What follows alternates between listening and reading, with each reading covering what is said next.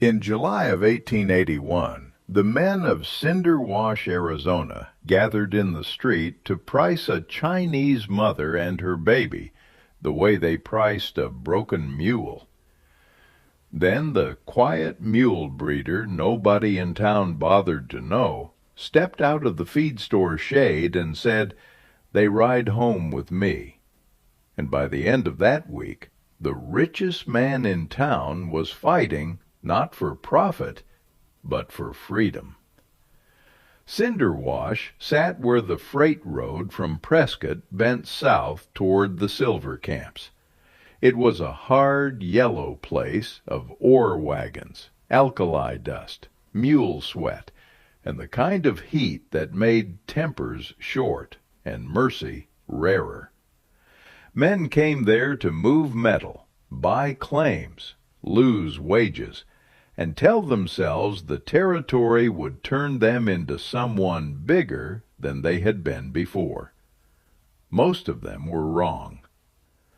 By noon, the whole town had already heard that a Chinese woman had been left in the street. She stood near the watering trough across from Mercer and Bell Freight, one hand holding a worn leather pouch, the other bracing the child bundled against her chest. She was small, straight-backed, and so still she looked carved out of the heat itself. The baby was sleeping. The woman was not. Her eyes tracked everything without seeming to move. The pouch held $4 silver, a brass thimble, and a key on a red thread. That was all. The wagon that had brought her from the rail stop was long gone. So was the man who had called himself her husband. Jonah Vance saw her from the shade of Wilkes Feed and Tack. He had come in for oats, lamp oil, and a new trace chain for one of his wheel teams. His life was measured in loads hauled, fences held, mares foaled, and weather guessed right. He bred freight mules on 80 stubborn acres west of town, and spoke only when speech improved the work in front of him. Most people in Cinder Wash preferred it that way. A quiet man made fewer demands on the world, and the world liked him better for it. But he could not stop looking at the woman, because Cinder Wash in 1881 was no place for a woman alone.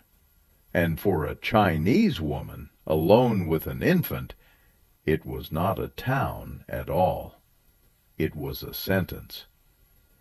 The whispering started where it always did, at the edges of respectability.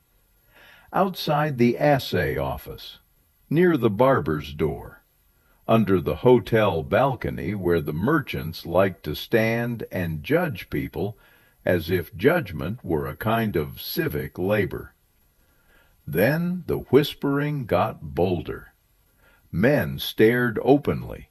Women tightened their mouths. Nobody offered water. Nobody asked what had happened.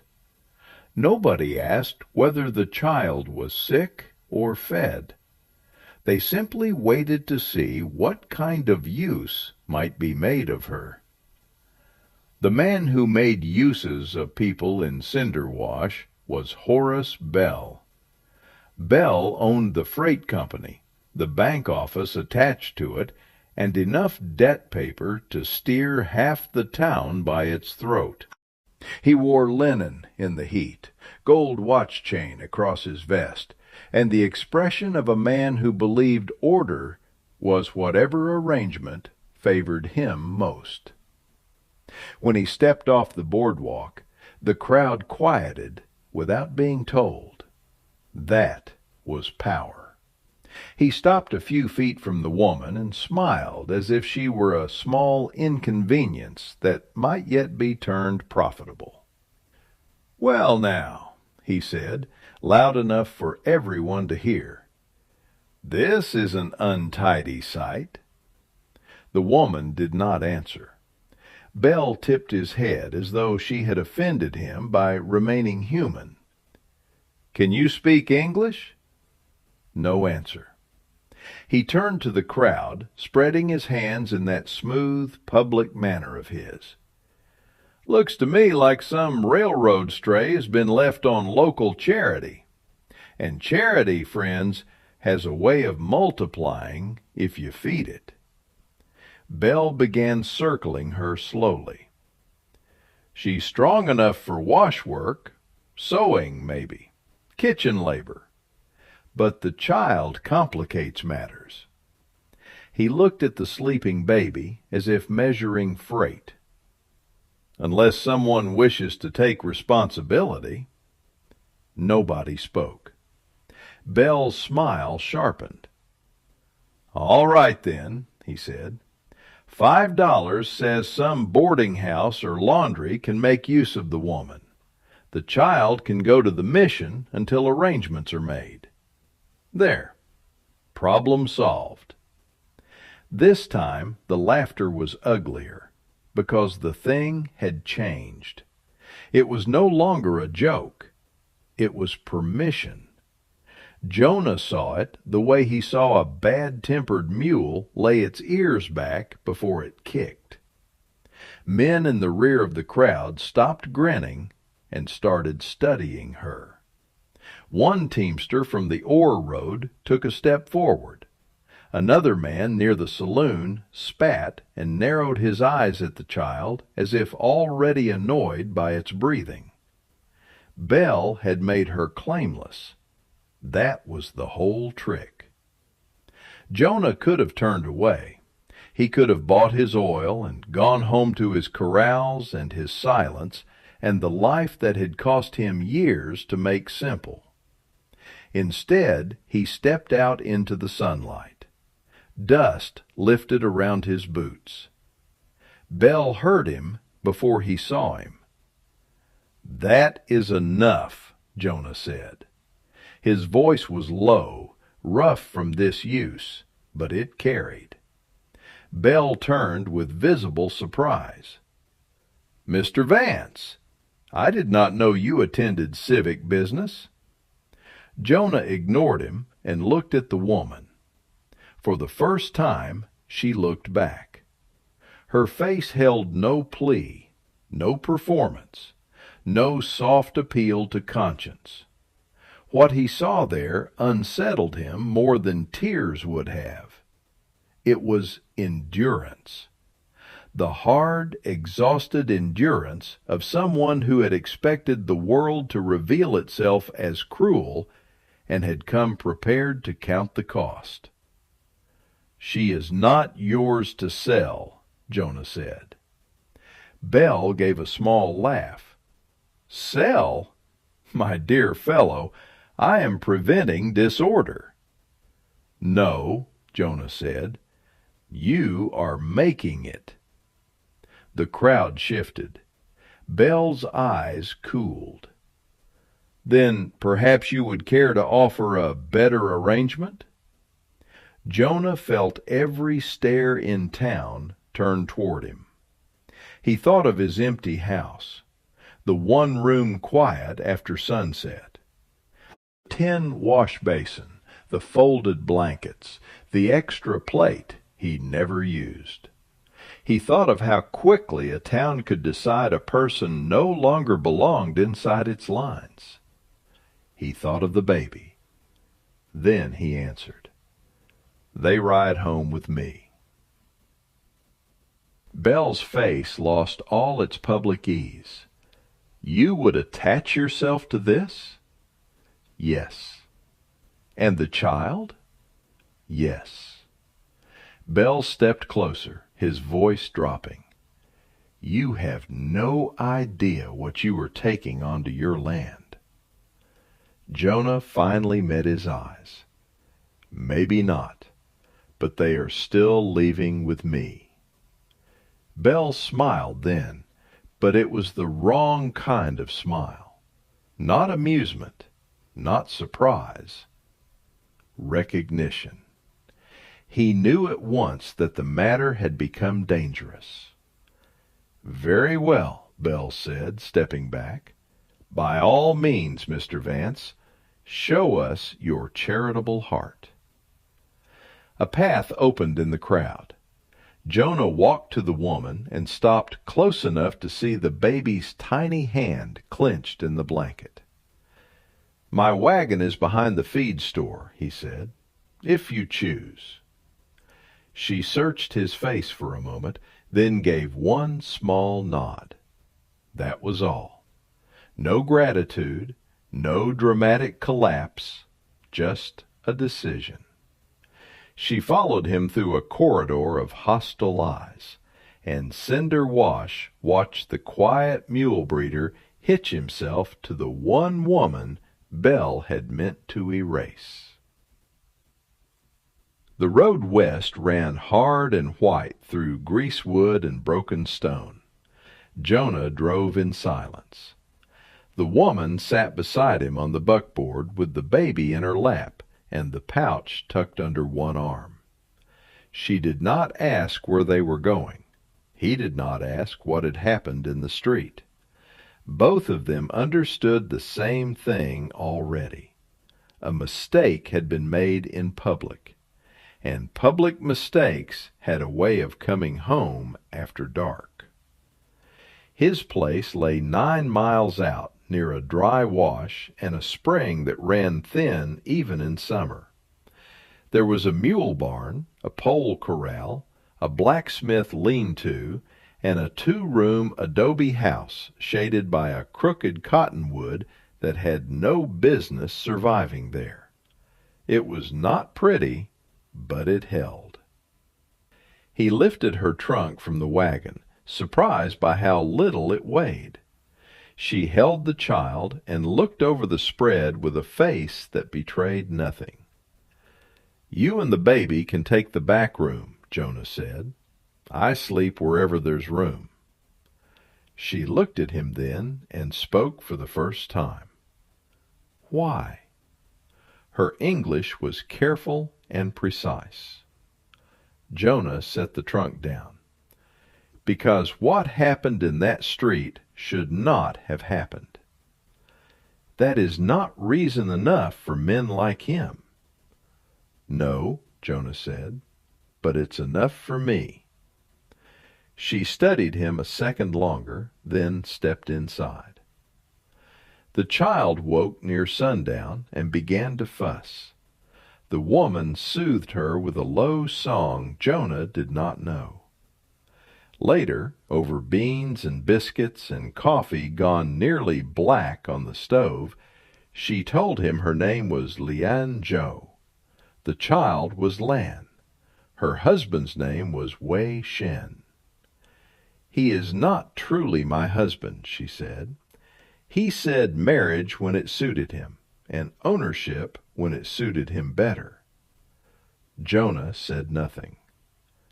Inside the lining of her coat and drew out a thin account book wrapped in plain cloth. Jonah stared. "That," he said, "is what Bell saw in the street." She nodded once. Wei Shen had worked the line between San Francisco merchants, railroad camps, mining freight, and the smaller territorial towns where money changed hands with less scrutiny than in the cities. Officially, he collected debts and arranged supplies for a Chinese benevolent association. Unofficially, he managed payments no honest ledger would record: protection money, smuggled opium, gambling receipts, and cash sent to respectable white businessmen who preferred never to see the men who paid them. Lian had kept household accounts for Wei, not because he valued her mind, but because he valued accuracy and assumed obedience. That was his mistake. "I copied the patterns first," she said. "Then I took the original." She opened the book on Jonah's table. The pages were crowded with Chinese characters, freight marks, initials, dates, and neat columns of numbers. Jonah could not read one line of it, but he recognized the discipline in it. Someone had been very careful. That meant the truth inside would be hard to kill. Leanne placed her finger on one recurring symbol, then beside it wrote in English on a scrap of paper, H.B. Horace Bell, she said. Jonah looked up sharply. She turned 3 more pages, more entries, more initials, then another scrap of paper, D.R. Sheriff Deacon Rusk. A third set matched stage receipts from Bell's freight office. Another matched warehouse tallies. Bell does not hate me because I am Chinese, she said quietly. He hates me because I know what his clean hands are paid for. Now the afternoon in town made sense. Bell had not been improvising cruelty. He had been containing risk. If the street humiliated her enough, or the crowd swallowed her whole, the ledger would disappear with the body. "Why leave you alive at all?" Jonah asked. Because Wei thought Bell would finish the work, and because men like Wei believe fear is stronger than planning. And now? Leanne closed the book. Now Wei will come where the book is. Jonah rose, crossed to the door, and looked out over the corral as dusk thickened. The first sign of Bell's reach came the next morning. A supply wagon Jonah had paid in advance passed his lane without stopping. The second came at noon, when a rider from town delivered a short note from Wilkes Feed and Tack saying Jonah's standing account was suspended until further notice. No reason given. The third came from the ridge at sunset, a glint of light off a spyglass, gone almost before he saw it. Jonah did not mention that one. He merely checked the rifle above the mantel, sharpened the draw-knife on the bench, and walked the perimeter twice before bed. Leanne noticed anyway. She noticed everything. Also noticed which harness leather was cracking, which mare favored her left hind, which barrel hoop had slipped, and which invoices in Jonah's desk drawer did not match the freight weights listed against them. By the second day she had sorted his papers into a cleaner system than any he had ever kept. By the third, she had saved him $12.40 by proving one of Bell's warehouse men had overcharged him twice on oats. Jonah looked from the corrected figures to her face. "You saw that in 1 hour?" "I saw it in 10 minutes," she said. It was the first time he heard the edge beneath her calm. That night the dog began to growl. Not bark, growl. Jonah was awake instantly. The room was black, except for the faint gray square of the window.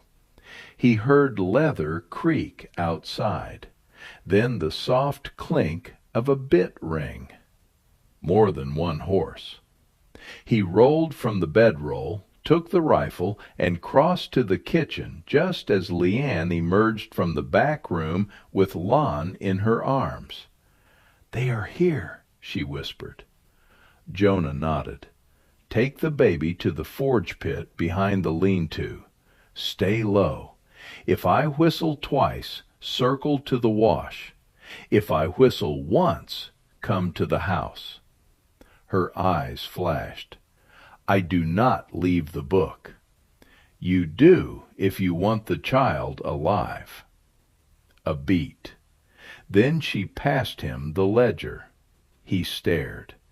"If they find me with it, they kill me first," she said. If they find you with it, maybe they still talk. It was cold arithmetic. He respected it at once. They moved. Leanne slipped into the dark with the child and vanished toward the lean-to.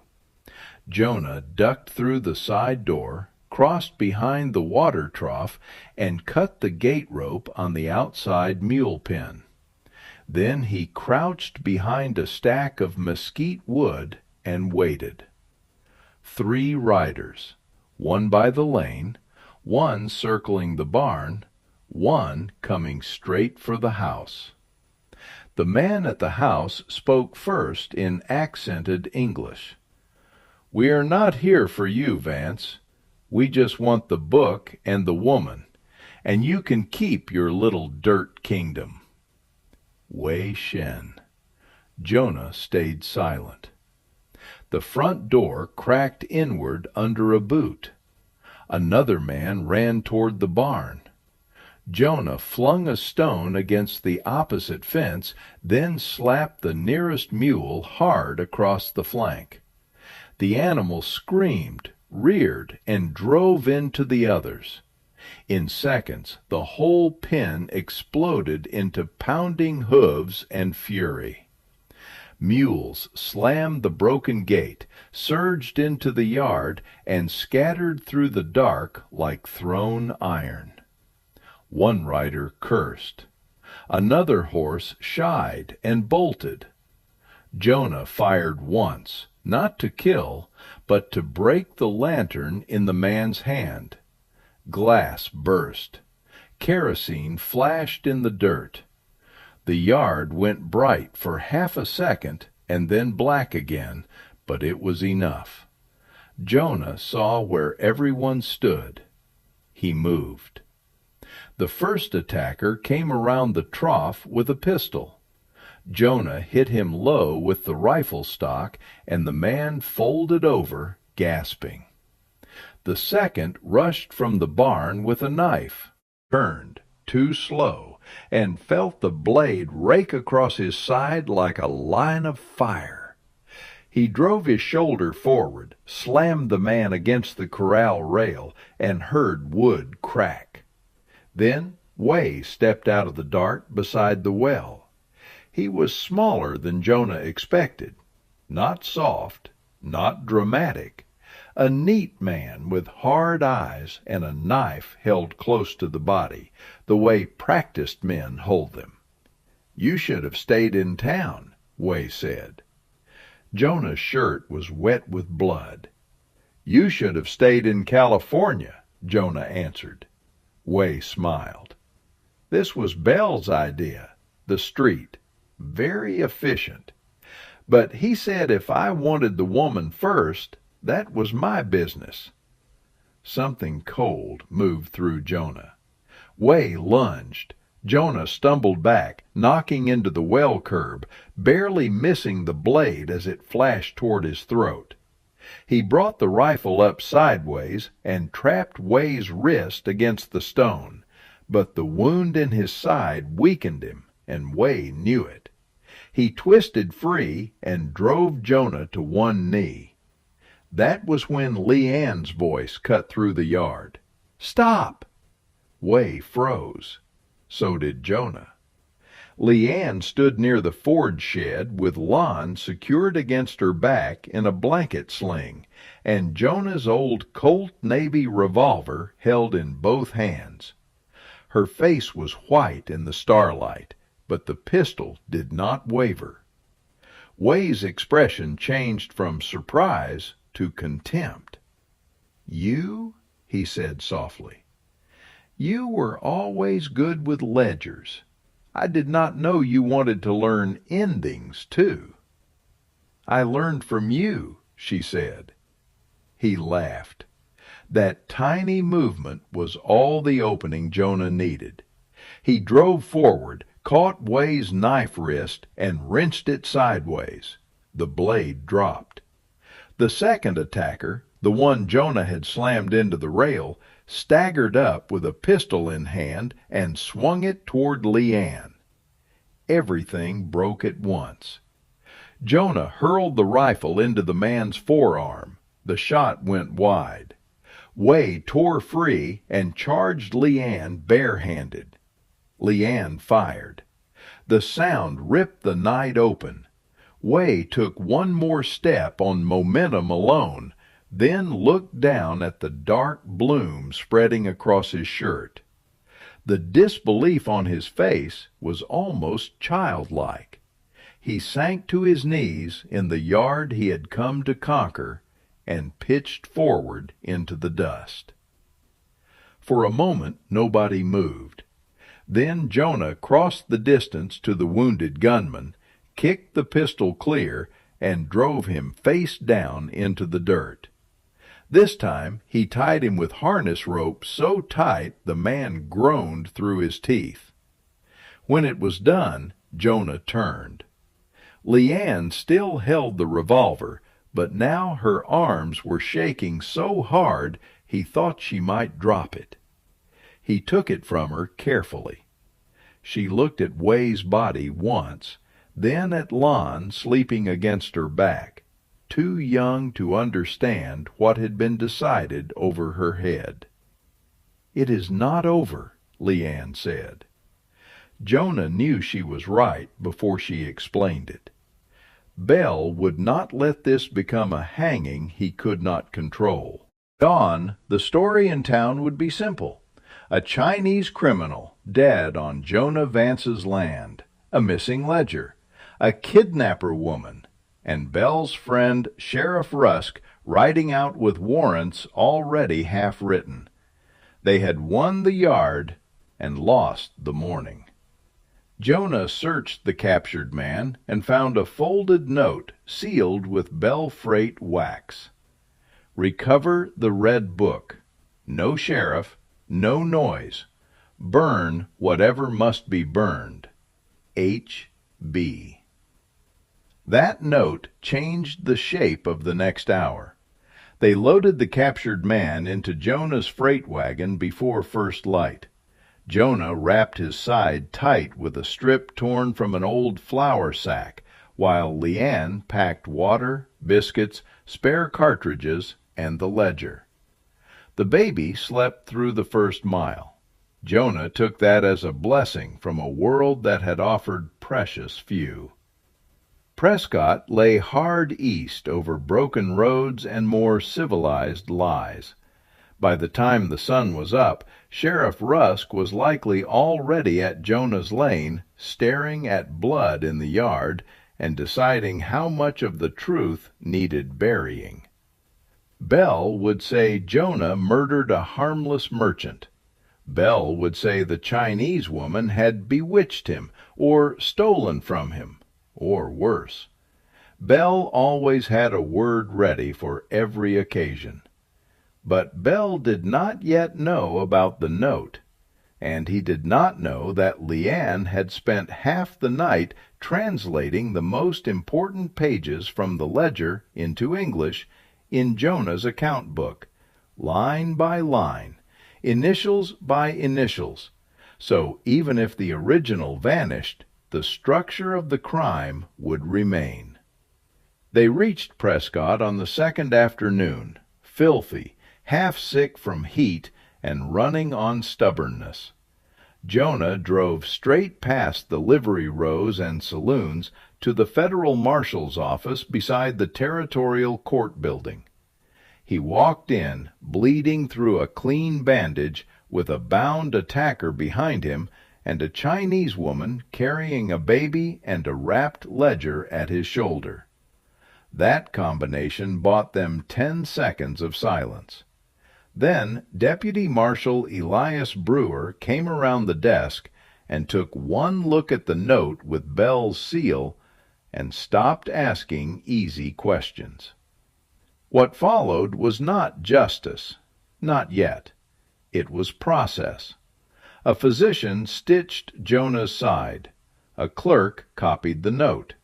Leanne translated the ledger for 4 straight hours, with Brewer and a court interpreter present, identifying Bell's initials, Sheriff Rusk's payment marks, warehouse receipts, freight numbers, and a coded chain of shipments moving opium and protection money under tea, cloth, and mining hardware manifests. The captured man finally gave his name as Caleb Sutter. When Brewer laid Bell's written order beside the ledger entries and told Sutter he could hang for territorial murder conspiracy or talk for federal leniency, Sutter broke by degrees. First, Bell had paid them. Then Way had arranged the retrieval. Then Bell had insisted the woman must not be allowed to reach Prescott. That was enough for warrants. But it was not enough to make Bell weak.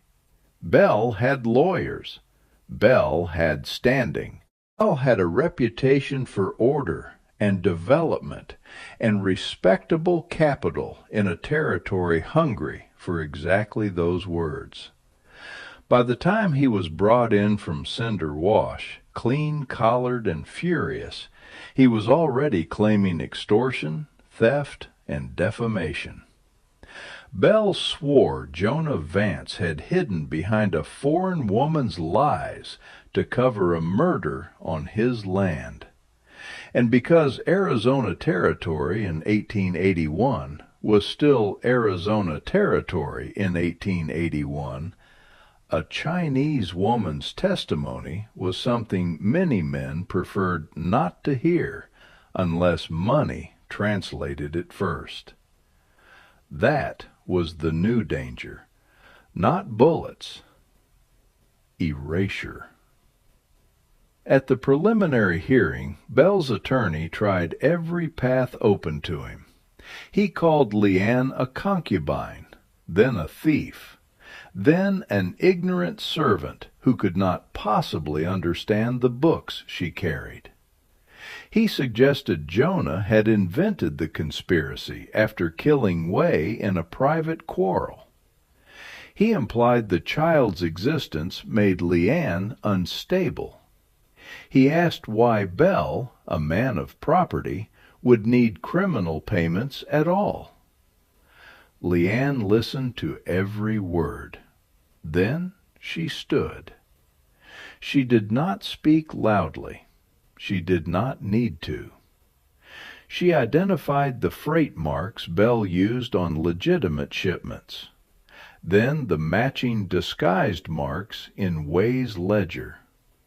She explained why 3 characters Bell's lawyer had dismissed as supplier shorthand were in fact a rotating code for territorial officials receiving protection money. She matched dates in the ledger to warehouse invoices taken from Bell Freight and to a bank draft Sutter had carried in his coat. When the lawyer pushed harder, she pushed back harder still. "No," she said, pointing to one page. "If I were inventing this, I would not invent his mistake." The room went still. Bell looked up. Leanne placed her finger on a corrected figure where one brushstroke had been overwritten. "He changed the amount after the payment was made," she said. "The same hand changed the English receipt in your freight book. Your clerk copied the correction badly. That is why the totals do not match." Brewer produced the freight ledger seized from Bell's office under warrant. The numbers did not match. Bell's face finally changed. Not guilt. Men like him never gave guilt away for free. What showed was something far more useful. Panic. From there, the structure collapsed fast. Sutter confirmed Bell's order. A warehouse bookkeeper, suddenly afraid of hanging beside the men who paid him, admitted Bell had maintained 2 freight ledgers, one for public inspection and one for private disbursements. Sheriff Rusk, seeing the ground vanish under him, attempted dignity for nearly half an hour before asking to amend his statement. By dusk, Bell and Rusk were both in federal custody. That news rode faster than freight. When Jonah and Leanne came back to Cinder Wash 2 weeks later, the town looked the same and not the same. The boardwalks were still warped. The dust still got into everything.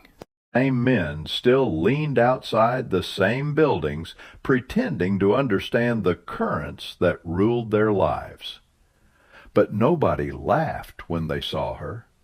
Nobody made offers. Nobody asked Jonah whether he regretted taking trouble home with him. They had all learned the same humiliating fact. The woman Bell had tried to throw to the town had known exactly how his money moved. Winter passed. Spring found the Vance place altered in 100 small ways that mattered more than grand speeches ever do. There were curtains in the front window now, a line of drying herbs by the kitchen wall. Jonah's accounts kept in 2 languages. A kitchen garden cut into the hard ground with more ambition than mercy. 12 new mule foals in the lower lot, and a standing contract from 2 freight outfits in Prescott who preferred honest books to Bell's vanished charm. Lan learned to walk in the yard between the trough and the cottonwood. Jonah learned that silence shared with the right person did not feel like solitude. Leanne learned that some kinds of safety were not given, but built, board by board, figure by figure, season by season. In May, a circuit judge rode through and married them on the porch in 5 plain minutes, with Brewer as witness and Lan trying to chew the corner of Jonah's hat. It was not dramatic. It was better. Later that summer, Jonah rode with Leanne to the territorial office and filed a new deed on the adjoining grazing section, purchased with reward money and freight contracts Bell's downfall had opened up. The clerk, still learning what kind of world he now lived in, wrote both names because Brewer stood beside the desk and waited until he did. Jonah Vance and Leanne Zoe Vance.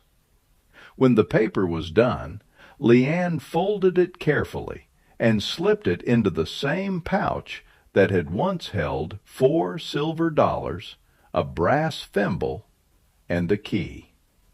The thimble was still there. So was the key. Different door now. Years later, people in Cinder Wash would tell the story wrong in all the usual ways.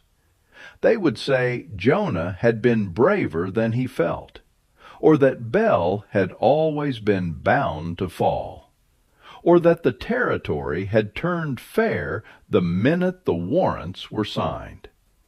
But none of that was true. The truth was smaller and harder. A town had tried to make a woman into property, because that was easier than admitting she knew what its best-dressed men were doing after dark. A quiet mule breeder had stepped forward before he knew how costly the act would be. And a woman everyone in town had mistaken for helpless had carried the evidence, read the numbers, stood in open court, and broken the men who believed respectability could bury anything. That was what changed Cinder Wash. Not kindness, not luck. Attention. nerve, and the refusal to surrender the truth just because powerful men wanted it dead. On warm evenings, Jonah sometimes found Leanne on the porch with Lan asleep against her shoulder, the freight books open on her lap, and the whole desert turned copper by the dying sun.